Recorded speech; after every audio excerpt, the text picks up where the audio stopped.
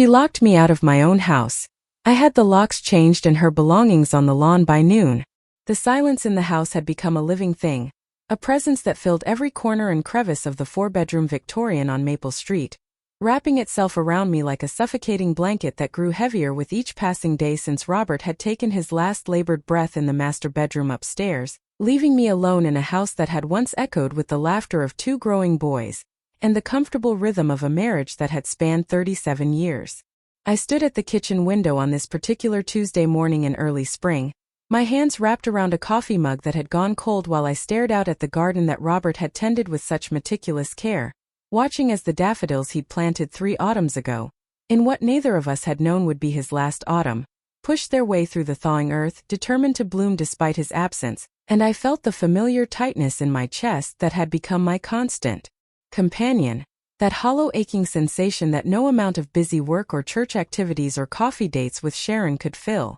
The house had been paid off for 15 years, a point of pride for Robert, who had worked double shifts at the engineering firm to make sure his family had security, and now I wandered through its rooms like a ghost haunting my own life, straightening picture frames that didn't need straightening, dusting surfaces that held no dust, cooking elaborate meals for one that I'd pick at before scraping most of into the trash, unable to shake the feeling that I was waiting for something, someone, some purpose that would make sense of all this empty space and empty time. I had retired from my real estate career 2 years before Robert's diagnosis, planning for a retirement filled with travel and grandchildren and lazy mornings reading the newspaper together over breakfast, but cancer had stolen those dreams with the same casual cruelty with which it had stolen my husband, and now I found myself at 62 years old, healthy and financially comfortable and utterly, devastatingly alone in a way that made my bones ache with a pain no doctor could diagnose or treat. The phone call from Lucas had come 3 weeks ago, my eldest son's voice carrying that particular tone of forced casualness that I had learned to recognize over the years,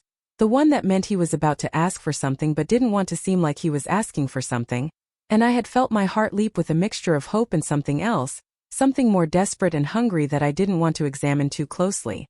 He and Claire were struggling to save for a down payment in Connecticut's impossible housing market, he'd explained, and with rents climbing higher every year and Claire's marketing consulting business still building its client base and his own salary decent but not quite enough to get them where they needed to be, they were wondering, and he'd paused here, that long-waited pause that made me want to scream, just say it, just ask me, just let me help you, whether I might consider possibly, if it wasn't too much trouble, letting them stay with me for a few months while they saved more aggressively for a house of their own. I had said yes before he'd even finished the question, the word bursting out of me with an enthusiasm that I tried to temper but couldn't quite manage, already mentally converting the guest room into their room, already planning family dinners and movie nights and all the small domestic rituals that would fill the echoing silence of my days, already imagining Claire learning from me in the kitchen, Lucas coming home from work to find his mother waiting with his favorite meal, the house alive, again with purpose and meaning and the sacred work of taking care of the people I loved.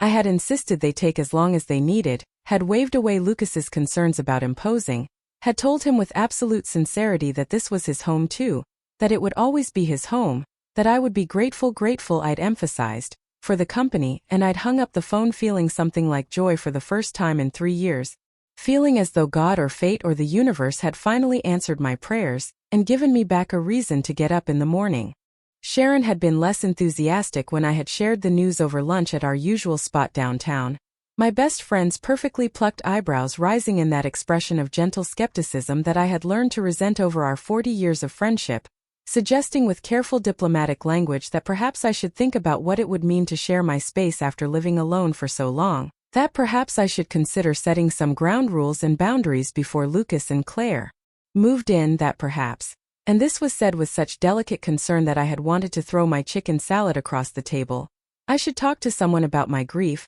about the fact that I'd been struggling more than I wanted to admit, about the possibility that having Lucas move back home might be less about helping him and more about filling a void that no amount of company could truly fill. But I had dismissed these concerns with a wave of my hand and a bright smile that felt only slightly forced, insisting that I knew exactly what I was doing, that I was simply being a good mother, that this was what family did for each other, and besides, I'd added with what I hoped was convincing cheerfulness, it wasn't like I was going to be one of those overbearing mothers-in-law who couldn't mind her own business. I simply wanted to help my son and his wife get on their feet, and Sharon had looked at me with an expression that I couldn't quite read, something between pity and resignation, before changing the subject to the church fundraiser and letting the matter drop. The day Lucas and Claire arrived with their U-Haul trailer packed with the accumulated belongings of their 3 years together, 2 years married, 1 year dating before that. I had been up since 5 in the morning, cleaning rooms that were already spotless,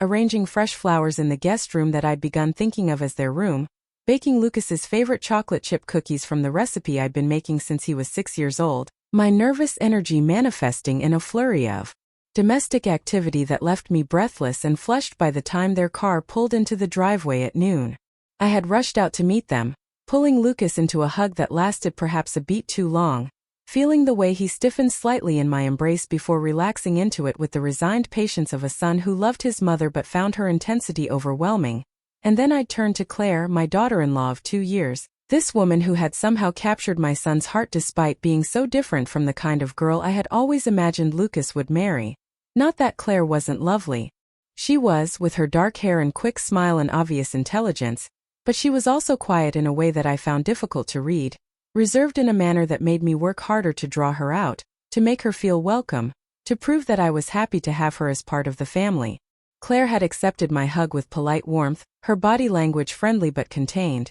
and I had felt that familiar prickle of anxiety that always seemed to accompany our interactions, that sense that no matter how hard I tried, there was some invisible wall between us that I couldn't quite scale or penetrate. But I'd pushed the feeling aside and ushered them both into the house, chattering about where they could put their things and how I'd cleared out the closet in their room and reorganized the bathroom cabinet to make space for their toiletries and prepared Lucas's favorite dinner for tonight, my words tumbling over each other in my eagerness to show them how welcome they were, how much thought I'd put into making this transition smooth for them, how happy I was to have them here filling my empty house with life again. The first few days had been almost perfect, or at least they'd felt perfect to me, as I had thrown myself into the role of hostess and helper with the kind of dedicated enthusiasm that I'd once brought to my real estate career, making elaborate breakfasts that Lucas and Claire politely ate despite clearly not being breakfast people, offering to do their laundry and grocery shopping and meal planning, suggesting activities we could do together on weekends, and generally being what I thought was helpful and hospitable but what Lucas had gently tried to tell me might be a bit much. His words carefully chosen to avoid hurting my feelings but clear enough in their message that I needed to give them some space to settle in. But I had brushed off his concerns with a laugh and a wave of my hand, insisting that I was just excited to have them here, that I'd calm down once the novelty wore off, that I simply wanted to make sure they felt at home and I'd failed to notice, or perhaps had noticed but chosen to ignore, the look that passed between Lucas and Claire, that wordless communication between married couples that speaks volumes without requiring actual speech. The first real sign of trouble had come 2 weeks into our cohabitation, when I had entered their room without knocking to deliver a stack of fresh towels that I'd just pulled from the dryer, still warm and smelling of the lavender fabric softener that I'd always used and that I thought made the whole house smell welcoming and clean, only to find Claire sitting at the small desk by the window in her pajamas, clearly in the middle of a work call with her headset on and her laptop open and her face contorted in an expression of professional concentration that immediately shifted to shock, and then poorly concealed irritation when she saw me standing in the doorway. I had mouthed an apology and quickly backed out, setting the towels on the hallway table, but the damage had been done, and when Claire had finished her call and emerged from the room 20 minutes later, she had asked me with strained politeness if I could please knock before entering their room in the future, explaining that she often had video calls with clients and needed to maintain a professional environment, and I had felt the request like a slap, like a rejection of my hospitality and my help and my presence in my own home, though I'd managed to keep my face pleasant and agreeable even as something cold and hard formed in my chest. I had said of course I would knock. I hadn't realized it was an issue, I'd just been trying to help, and Claire had thanked me with that same strained politeness that made me feel simultaneously like a difficult child being managed and like an intruder in my own house. And after Claire had retreated back to their room in my house, my home that I'd opened to them out of love and generosity, I had found myself standing alone in the hallway, still holding the lavender-scented towels, feeling something ugly and resentful stirring in my gut. A voice that whispered, "How dare she make you feel unwelcome in your own home? How dare she set rules and boundaries when you're the one doing them a favor? How dare she act like you're some kind of burden when all you've done is try to help. But I'd pushed those thoughts away, had told myself that Claire was just stressed about work, that adjusting to living with your mother-in-law was difficult, that I needed to be more understanding and patient and accommodating, and I'd gone downstairs and started preparing an elaborate dinner of Claire's favorite foods, or at least what Lucas had told me were Claire's favorite foods, determined to show through my actions that I was trying, that I cared, that I wanted this arrangement to work for everyone involved. The dinner had been delicious, objectively. The roasted chicken perfectly seasoned and the vegetables cooked to tender perfection and the homemade bread still warm from the oven. But Claire had picked at her plate and mentioned apologetically that she'd grabbed a late lunch and wasn't very hungry. And I had felt that rejection like a physical pain, had felt my smile grow tight and forced as I'd insisted that Claire take some for lunch tomorrow then. And the rest of the evening had passed in a fog of false cheerfulness that left me exhausted and confused and angry in a way I couldn't quite articulate or justify. The incidents had accumulated after that, small moments that I told myself were nothing, were just normal adjustments to shared living, but that felt increasingly like personal attacks, like evidence that Claire didn't appreciate what I was doing for them, didn't understand how lucky they were to have a mother-in-law who cared so much and tried so hard and wanted nothing more than to help them succeed. There was the time I had reorganized the kitchen cabinets to be more efficient, putting things where they logically should go based on 35 years of running this household, only to find Claire quietly moving everything back to where it had been the next day without explanation or acknowledgement, as though my system, my proven functional system, was somehow inferior to whatever random arrangement Claire preferred. There was the time I had offered to take Claire shopping for some new work clothes, mentioning as tactfully as possible that first impressions mattered in business, and that perhaps Claire's wardrobe could use some updating if she wanted to attract higher-end clients, only to see Lucas's face go red and Claire's go carefully blank, and to receive a lecture from my son about how his wife's clothing choices were not up for discussion, and how I needed to stop making comments about Claire's appearance as though I had said something cruel or inappropriate instead of offering helpful, constructive advice that came from a place of love and concern. There was the time I had invited some of my church friends over for tea without mentioning it to Lucas and Claire beforehand, thinking it would be a nice surprise, a chance to show off the happy family scene and perhaps help Claire make some connections in the community, only to have Claire come downstairs in her work, from home clothes, leggings and an oversized sweater, comfortable but not exactly presentable, and freeze in the doorway of the living room when she saw the gathering, her face cycling through emotions too quickly for me to track before settling on a polite smile that didn't reach her eyes, and I had introduced her to everyone with such enthusiasm and pride, had told them all about Claire's marketing business and how well she was doing and how I was just so proud to have such an accomplished daughter-in-law, and I'd failed to notice or acknowledge the way Claire's shoulders had gone rigid, the way her responses to questions had become increasingly monosyllabic, the way she'd excused herself after 15 minutes and retreated back upstairs, leaving me to explain to my friends that Claire was just so busy with work, so dedicated, such a hard worker. And there was the baby comment, the one that I thought was innocent and natural and perfectly reasonable given that Lucas and Claire had been married for 2 years now and surely were thinking about starting a family, and I had mentioned to my church friends during that same tea party that I was hoping to be a grandmother soon, that I thought Lucas and Claire were probably trying, that I couldn't wait to have little ones running through this house again, bringing it back to life the way it had been when my boys were small, and I had thought nothing of it until Lucas had come home from work that evening and asked to speak with me privately in the kitchen, his voice tight with barely controlled anger, and he'd told me in no uncertain terms that I had no business discussing his and Claire's reproductive plans with anyone, that whether or not they had children and when they had children was nobody's business but their own, that Claire had been mortified to learn that my entire church community apparently thought they were actively trying to conceive, and I had felt so attacked, so unfairly maligned because I hadn't meant any harm. I'd just been excited, just been hopeful, just been a mother who wanted grandchildren, and was that really so terrible? Was wanting to be a grandmother really such an unforgivable crime? The conversation with Sharon a few days later had been even worse, my best friend sitting across from me at the coffee shop with concern written all over her face, telling me gently but firmly that I needed to give Lucas and Claire more space, that I was being too involved in their lives, that I was crossing boundaries that most adult children would find uncomfortable, and I had felt betrayed by the one person I thought would understand, would support me, would see that I was just trying to be a good mother and that everyone else was being oversensitive and ungrateful. Sharon had mentioned Ethan then, my younger son who had moved to Oregon 5 years ago and who called maybe once a month if I was lucky, asking if I had ever wondered why Ethan had put so much distance between us, and I had bristled at the implication, had insisted that Ethan had always been independent, had always been a bit cold and distant, had always prioritized his career over family, but Sharon had looked at me with such pity and such frustration and said that Ethan had told Sharon's husband just last year that he'd needed to put physical distance between himself and his mother because he couldn't handle my need to control every aspect of his life, and I had felt the words like a physical blow, had wanted to argue, to defend myself, to explain that I'd never tried to control Ethan, I'd only ever wanted what was best for him, but the words had stuck in my throat and I'd simply gathered my purse and left the coffee shop, leaving Sharon sitting there with our half-finished lattes and an expression of resigned sadness. That night, lying alone in the master bedroom that still smelled faintly of Robert's cologne even after 3 years because I'd never been able to bring myself to wash his pillowcase, I had allowed myself to feel the full weight of my anger and my hurt and my bewilderment at how what I'd thought would be such a blessing,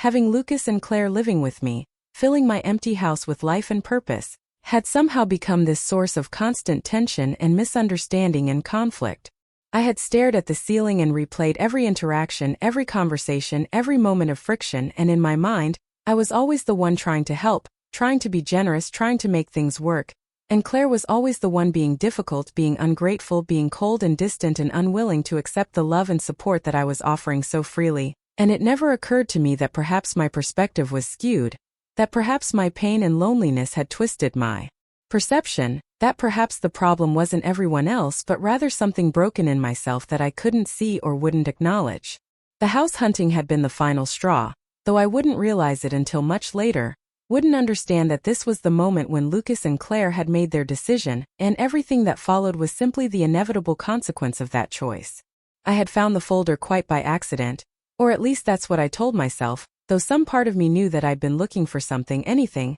that would explain the distance I felt growing between us, the way Lucas and Claire had started closing their bedroom door even when they were just watching TV, the way their conversations would stop abruptly when I entered a room, the way they'd started going out for long walks in the evening that they claimed were just for exercise but that felt more like escape. The folder had been sitting on the desk in their room, and I had only gone in there to put away some laundry. I'd started doing their laundry without asking because it seemed helpful, because it gave me something to do, because it made me feel needed, and I'd seen the manila folder with house options, written across the top in Claire's neat handwriting, and before I could stop myself, before I could think about privacy or boundaries or respect, I'd opened it and found page after page of property listings, mortgage pre-approval letters, inspection checklists, all the evidence of a plan that was apparently well underway, a plan to leave me, to abandon me to this empty house and this empty life, and I'd felt such a profound sense of betrayal that it had literally taken my breath away.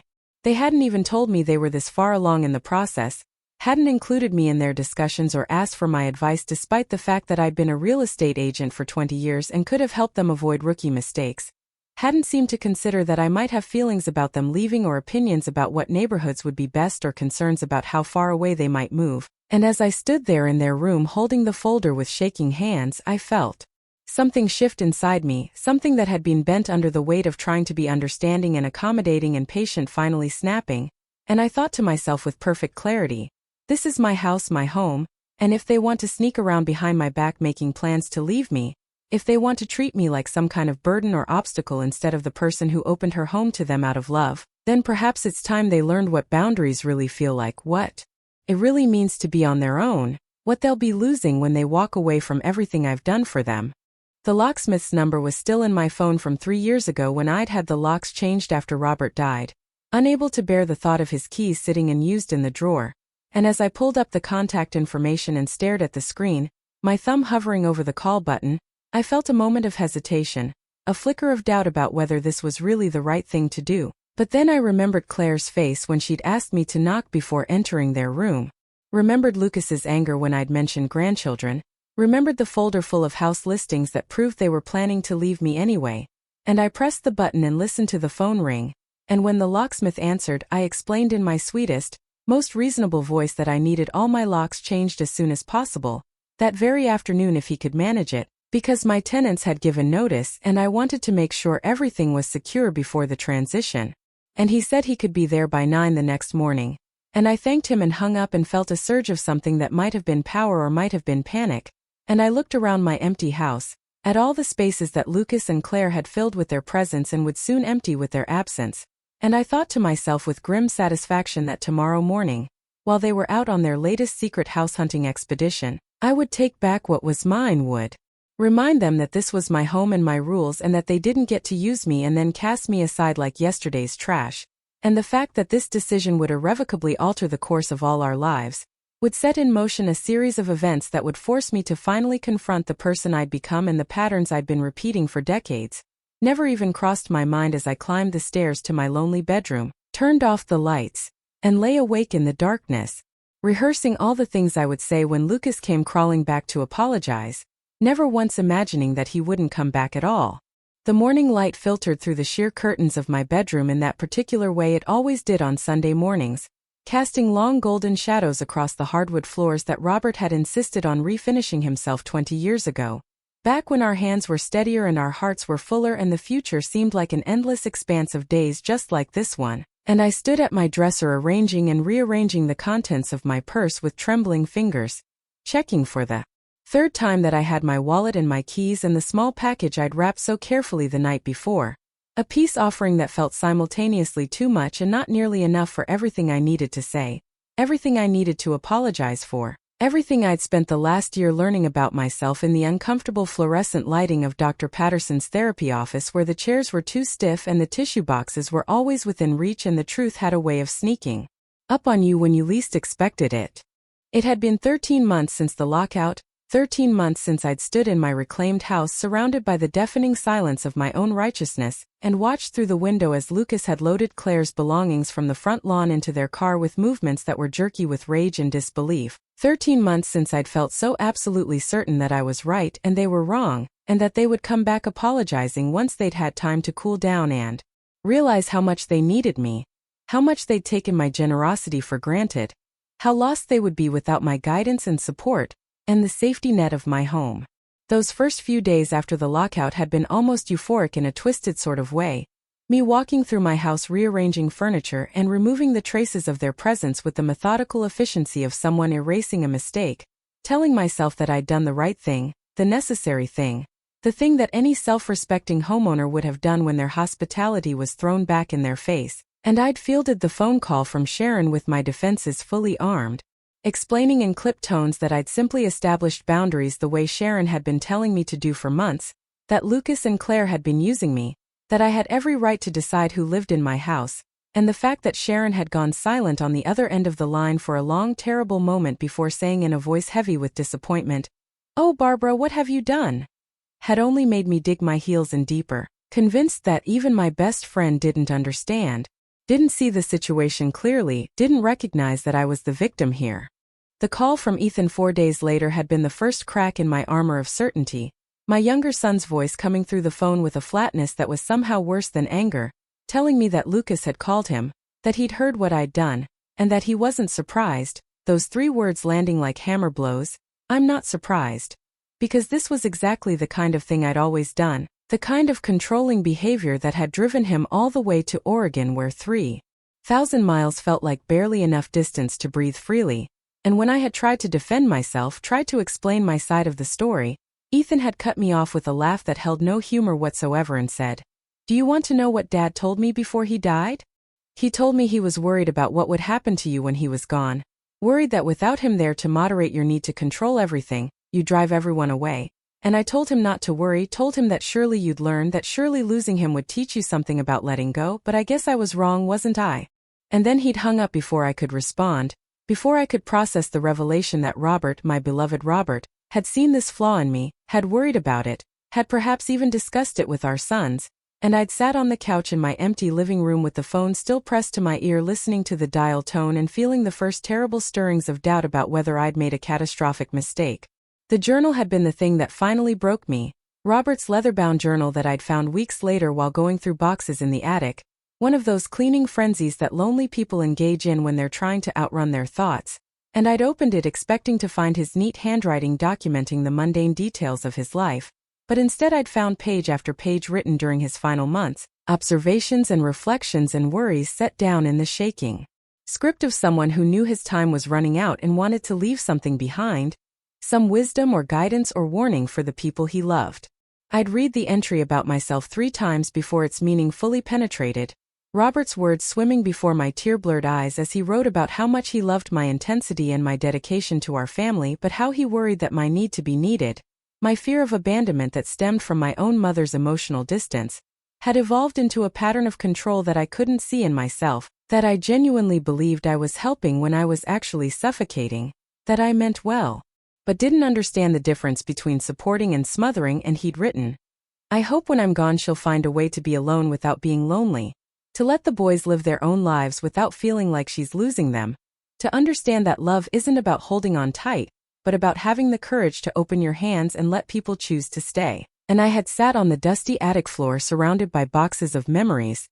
and felt something fundamental shift inside me. Felt the walls I'd built around my justifications and rationalizations start to crumble. Felt the terrible weight of recognition that perhaps everyone else hadn't been wrong after all. Perhaps the problem wasn't Lucas or Claire or Ethan or Sharon. Perhaps the problem had been me all along. The therapy had been Sharon's idea. My best friend showing up at my door 3 weeks after the lockout with a kind of gentle determination that brooked no argument. Finding me in a house that had grown increasingly disheveled despite my earlier cleaning frenzies. Dirty dishes piling up in the sink and mail unopened on the counter, and a woman who'd lost 10 pounds she couldn't afford to lose, who looked hollow-eyed and haunted in a way that scared Sharon enough to say, I'm taking you to lunch. And then we're going to make an appointment with someone I know, a therapist who helped my sister after her divorce, and you're going to talk to her because this. And here Sharon had gestured at the mess, at my unwashed hair and stained sweatpants, at the general air of disintegration.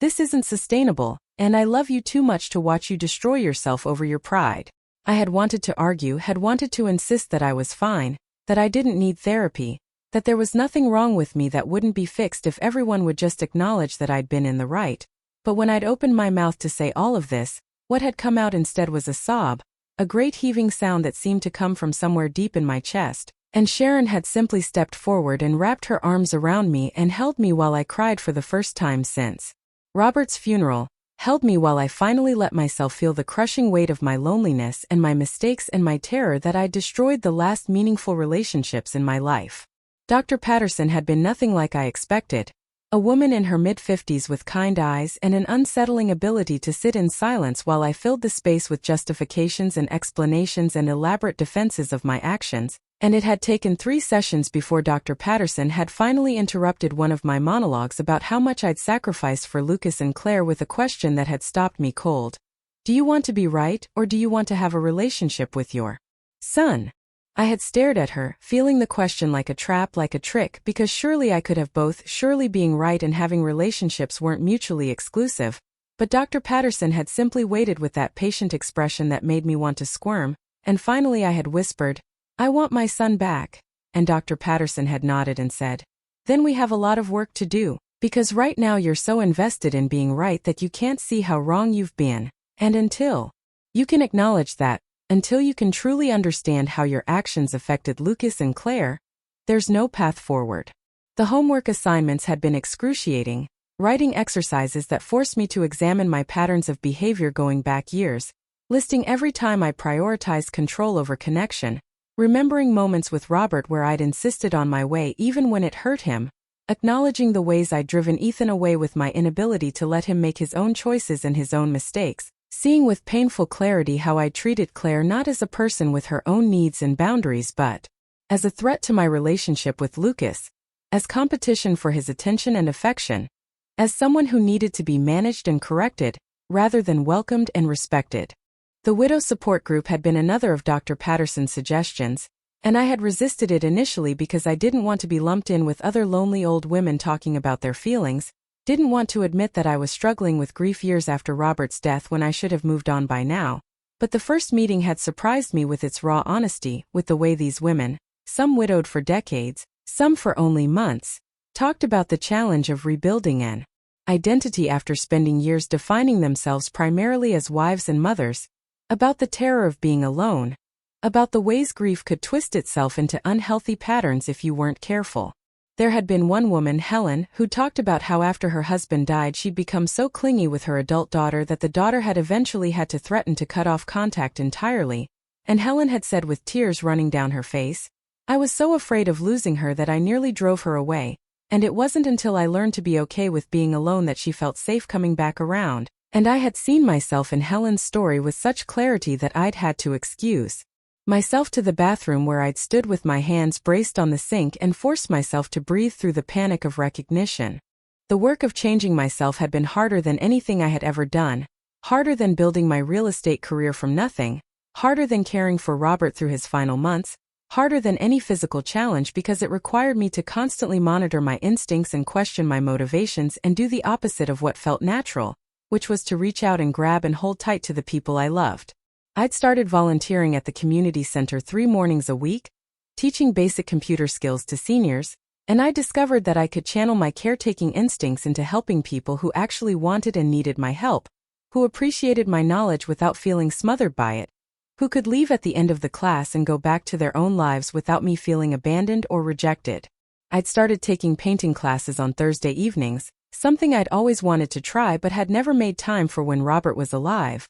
And I'd found that I actually enjoyed the meditative quality of mixing colors and applying brush to canvas, enjoyed creating something that was just for myself with no one to please or impress. I'd started sending Lucas emails every Sunday, brief updates about my week that asked nothing of him in return, that included no guilt trips or manipulation or expectation of response, and for the first 3 months he hadn't replied to a single one, and I had forced myself to keep sending them anyway because Dr. Patterson had explained that I needed to demonstrate through consistent action over time that I was changing, that I respected his boundaries, that I could give without demanding anything in return. The call from Lucas 6 months after the lockout had been so unexpected that I had actually dropped my coffee mug when I'd seen his name on my phone screen, my hands shaking so badly that it had taken me 3 tries to answer before the call went to voicemail. And when I'd finally managed to swipe the screen and bring the phone to my ear, I'd been so afraid of saying the wrong thing that I'd simply said, "Hi, Lucas," and then waited, and after a long pause he'd said, "I got your emails. All of them." There had been another pause and then he'd continued, "Sharon told me you've been in therapy, that you've been doing a lot of work on yourself," and I had felt a surge of gratitude toward Sharon for advocating for me even when I didn't deserve it, and I'd said carefully, "I have been. I'm trying to understand how I hurt you and Claire. How I hurt Ethan. How I've been repeating these patterns for years without seeing them." Lucas had been quiet for so long that I had thought the call had dropped, but then he'd said in a voice that sounded younger and more vulnerable than I'd heard in years, "Do you understand though? Do you really understand what you did? Or are you just going through the motions because you want things to go back to how they were?" And I had taken a deep breath and said, "I understand that I tried to control you because I was afraid of being alone, that I made you responsible for my happiness in a way that wasn't fair or healthy, that I treated Claire terribly because I saw her as competition instead of as someone you loved, that I violated your privacy and your autonomy and your trust, and that what I did that day, locking you out, putting your things on the lawn, was cruel and vindictive and came from the worst parts of myself, the parts I'm trying very hard to change, but that I know will always be there requiring vigilance." I'd paused and then added, "And I understand that even if I change, even if I do all the work and become a different person, you might never forgive me, and that would be fair, and I would have to live with that." The coffee meeting had been one of the most difficult hours of my life, sitting across from Lucas and Claire in a crowded coffee shop where the espresso machine hissed and people laughed at nearby tables, and I had to resist every instinct to reach across and grab Lucas's hand, to launch into all the apologies I'd been rehearsing, to cry and beg for forgiveness in a way that would have been about my needs rather than theirs. Claire had looked weary and exhausted in a way that made my heart ache with guilt, and I had begun by looking at my daughter-in-law and saying, "Claire, I owe you an apology that I don't know how to adequately express, but I'm going to try. I treated you abominably from the moment Lucas brought you into our family, not because of anything you did but because I was threatened by you, by the fact that you were taking my son's attention and love and time, and I couldn't see that love doesn't work that way, that your relationship with Lucas didn't diminish his relationship with me unless I made it that way, which is exactly what I did. I invaded your privacy, I dismissed your boundaries, I undermined you in subtle and not so subtle ways. I made you feel unwelcome in what was supposed to be your home. And then when you tried to establish reasonable limits, I punished you in the cruelest way I could think of, and I am so deeply sorry for all of it. I had seen Claire's eyes fill with tears and had forced myself not to look away from the pain I'd caused, had forced myself to witness it fully, and Claire had said in a shaking voice, "Do you have any idea what it's like to try so hard to make someone like you, to second-guess everything you do and say because you know your mother-in-law is judging you and finding you lacking, to cry yourself to sleep because you feel like you're driving a wedge between your husband and his family just by existing?" And I had nodded and said, "I don't know what that specific experience is like, but I know now what it's like to realize you've been the villain in someone else's story. And I know I can never undo the damage I did. But I want you to know that I see it now, I understand it, and I'm working every day to become someone who would never do that to another person." The conversation had lasted exactly 1 hour as promised, and when Lucas had glanced at his watch and said they needed to get going, I had stood up immediately without trying to extend the meeting or make plans for the next one, without asking where they were going or what they were doing or when I might see them again, and I'd simply said, "Thank you both for giving me this chance. I know I don't deserve it." Lucas had nodded, his expression still guarded, and then he'd done something that made my breath catch. He'd leaned in and given me a brief, awkward hug, the first physical contact we'd had in 6 months, and I had closed my eyes and tried to memorize the feeling of my son's arms around me even for just those few seconds, and when he'd pulled away he'd said, "I'll call you in a month. We can try this again." Not, "I'll see you next week." Not, "Come over for dinner." Just the cautious promise of another coffee date in a month if this one hadn't gone too badly. And I had nodded and watched them walk away together, Lucas's hand finding Claire's automatically, the two of them moving through the world as a unit that didn't need me to be complete. And instead of feeling devastated by this, I had felt something like peace, or at least the beginning of peace, the recognition that their independence wasn't a rejection of me but simply a fact of their adult lives that I needed to respect. The months that followed had been a slow accumulation of small moments and tiny gestures of trust gradually rebuilt. Monthly coffee dates that sometimes included Claire and sometimes didn't, brief phone calls where Lucas would tell me about his work or a movie he'd seen and I would listen without trying to give advice or turn the conversation back to myself. And then, 9 months after that first coffee meeting, an invitation to come to their house for dinner. A casual Sunday afternoon thing. No big deal, just casual. And I had spent the entire week before choosing and reconsidering the flowers I would bring. Something cheerful but not excessive. Something that said, "Thank you for including me." Without screaming, "I'm trying too hard." Their house had been small but charming, a 2-bedroom craftsman that they'd clearly been fixing up themselves, and I had walked through the rooms they'd chosen to show me and had bitten my tongue against all the suggestions that wanted to pour out about paint colors and furniture arrangements and how they really should do something about that kitchen tile, and instead I'd simply said, "This is lovely. You two have done a beautiful job making it your own." The dinner had been relaxed in a way our interactions hadn't been in years, maybe ever, and I had noticed that Claire seemed to relax as the evening went on, as it became clear that I wasn't going to criticize or commandeer or overstay my welcome, and when I had thanked them and said I should get going after just 2 hours, I'd seen the surprise on both their faces that I was leaving before being asked to leave, that I was respecting the implicit boundaries of the invitation. And now, 13 months after everything had fallen apart, I stood in my bedroom preparing for another Sunday dinner at Lucas and Claire's house, this time for a special occasion that Lucas had mentioned almost shyly on the phone 3 days ago, saying that they had some news to share and wanting to tell me in person, and I had forced myself not to speculate, not to get my hopes up, not to assume I knew what the news was even though my heart had immediately leaped to the conclusion that Claire must be pregnant, that I was finally going to be a grandmother, that this was the moment I'd been waiting for. But Dr. Patterson's voice in my head reminded me that I didn't know anything for certain, that I needed to let them share their news in their own way and in their own time, that my role was to listen and support rather than to direct or dominate, and I picked up the small wrapped package from my dresser, a delicate silver picture frame I'd found at an antique shop, something that felt special but not overwhelming, something that could hold a photo of whatever moment they wanted to commemorate. And I looked at myself in the mirror one last time, seeing a woman who looked older than she had a year ago, but also somehow lighter, less burdened by the weight of trying to control things I'd never been meant to control.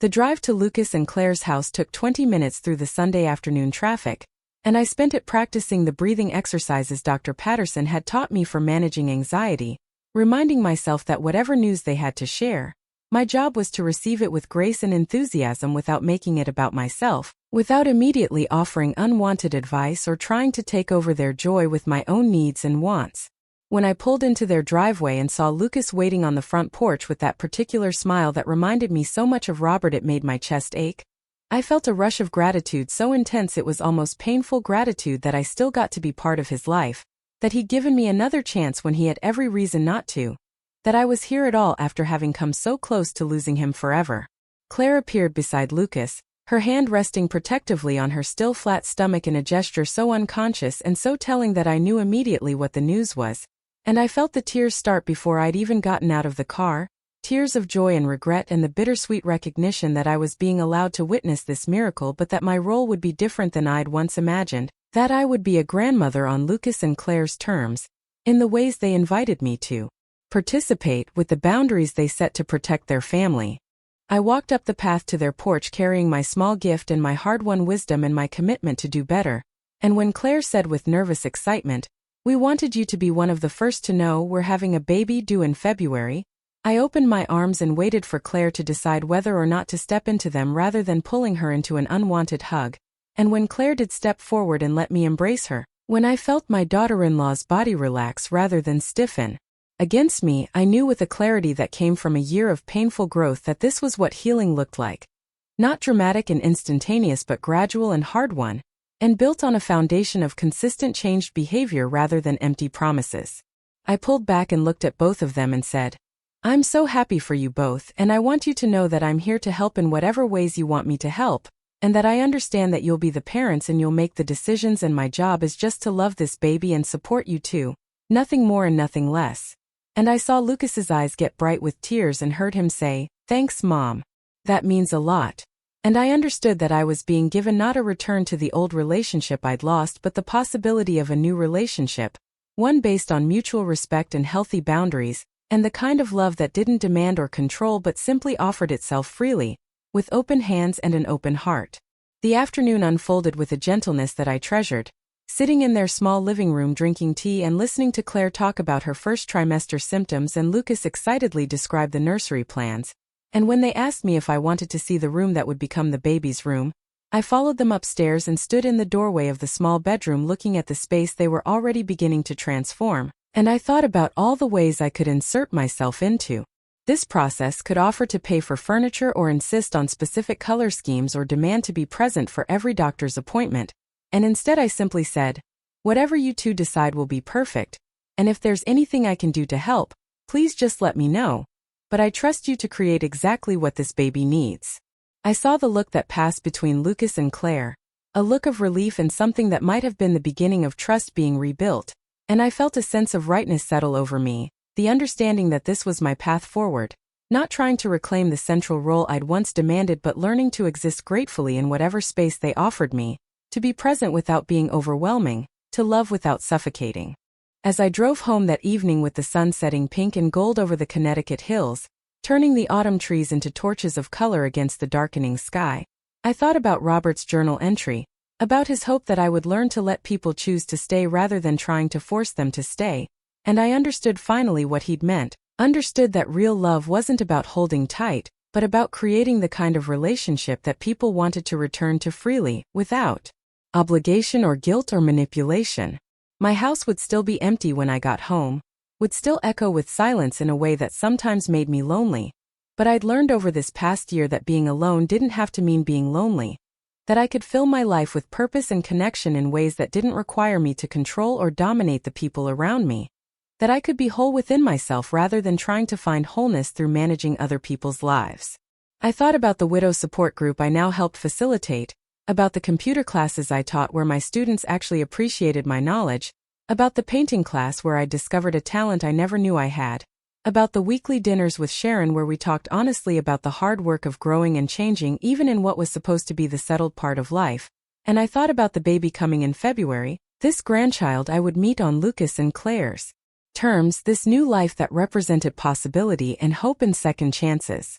And as I pulled into my own driveway and sat for a moment in the gathering darkness, looking at the house that had been both my sanctuary and my prison, the place where I'd held on too tight and lost everything before learning to let go, I felt something I hadn't felt in years, a sense of peace with who I was becoming, an acceptance of the fact that change was possible even when it was painful, a recognition that the best thing I could give the people I loved wasn't my control or my advice or my constant presence but simply my willingness to let them live their own lives while I lived mine,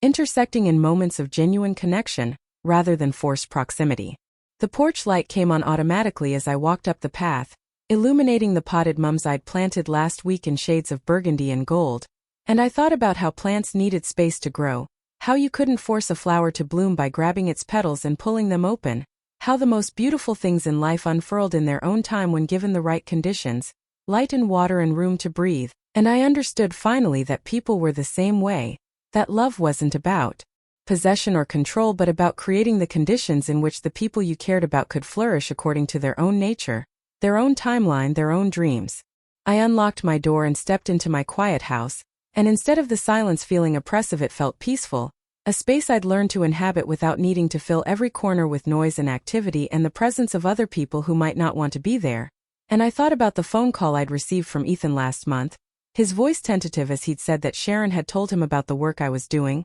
about the changes I was making, and that maybe possibly he might come visit at Christmas if I was open to that. No pressure, no expectations, just a visit. And I had said yes without trying to plan every moment or demand promises about future visits, and I'd hung up feeling something like hope, fragile and tentative but real. I thought about Lucas's hug today, about the way Claire had relaxed in my embrace, about the invitation to be part of this baby's life in whatever capacity they deemed appropriate, and I understood that these weren't the relationships I'd once imagined having with my sons and their families, weren't the close and meshed connections where I was central and essential and constantly needed, but they were something better and healthier and more sustainable. Relationships built on mutual respect and freely given affection rather than obligation and guilt, and the exhausting work of trying to maintain control. And standing there in my entryway with the weight of the day settling around me like a comfortable shawl, I understood with the clarity that comes from surviving your own worst impulses and choosing every day to become something better than you were,